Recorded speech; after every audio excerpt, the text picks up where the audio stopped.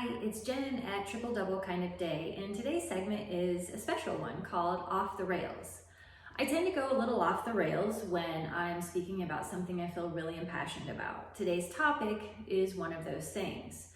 We're discussing cultural appropriation, and more specifically in regards to the Kansas City Chiefs football organization.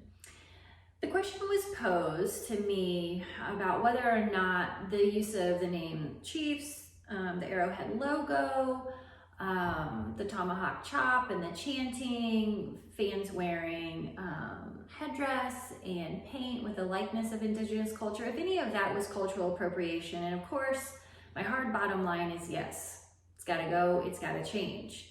The feedback I got to that shouldn't have shocked me, but still, it did. A peer of mine said that while this is cultural appropriation, it's not offensive. She's not offended. She is a white person, so she just thought that this was fine. And to her, I say, you're centering your whiteness, that's white supremacy culture. When you believe that your ideology, your belief system is the norm and other people should sure up to it, regardless of their race, ethnicity, religion, or anything, that's white supremacy culture.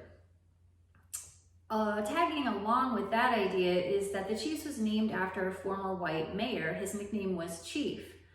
And again, the feedback was, well, there was no harm intended.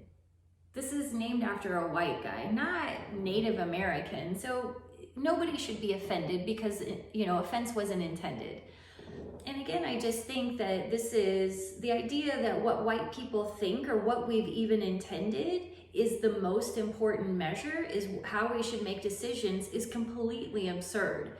So I can't get on board with either of those ideas. Now, I think that if we wanted to keep the name Chiefs, but we changed all of the logo, the name of the stadium, and dropped all of the imagery that we've stolen from an ancient culture, I might be able to entertain it. I'm not sure. I'd have to see the whole PR package. Some of the other feedback I received was about how the organization is actually working with tribal people and bringing them in for the drum ceremony, and how this proves that this isn't cultural appropriation. And I gotta call BS on this big time. This is just white people justifying their actions. This is the organization finding a way to not have to change, to not ask themselves hard questions.